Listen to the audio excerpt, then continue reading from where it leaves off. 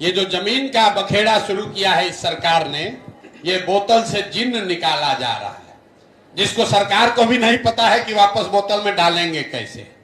क्योंकि जो पूरा राजस्व विभाग है वो अंचलाधिकारी के साथ 1-2 कर्मचारी और 4-5 विशुद्ध दलाल, जिसको अटर्नी कहते हैं, उसी के भरोसे है। लोग दिल्ली से, बॉम्बे से, बंगलोर से आ रहे हैं और भ्रष्ट तंत्र में अब अंचलाधिकारी, DCLR सब पैसा उनसे ले रहा है।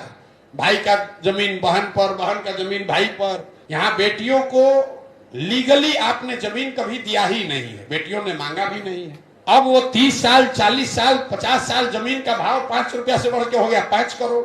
वो बेटी अभी है नहीं, अब उसका दूसरा तीसरा पीढ़ी है, वो आपको साइन ही नहीं करेगा, कभी वंशावली कभी बनेगी नहीं।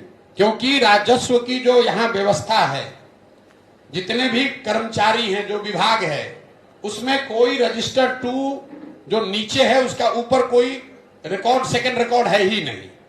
अगर कर्मचारी ने आपके रजिस्टर 2 पर इंक गिरा दिया तो हो गया डिस्प्यूट, अगर उसने फाड़ दिया अटर्नी ने तो हो गया डिस्प्यूट। इससे पहले एक डिजिटाइजेशन के नाम पर प्रयास किया, सारे जमीन का आंकड़ा गलत हो गया। बिहार में अभी 1/3 जमीन का मालिकाना हक पहले से डिस्प्यूटेड है, पता ही नहीं है कि जमीन का मालिक है कौन।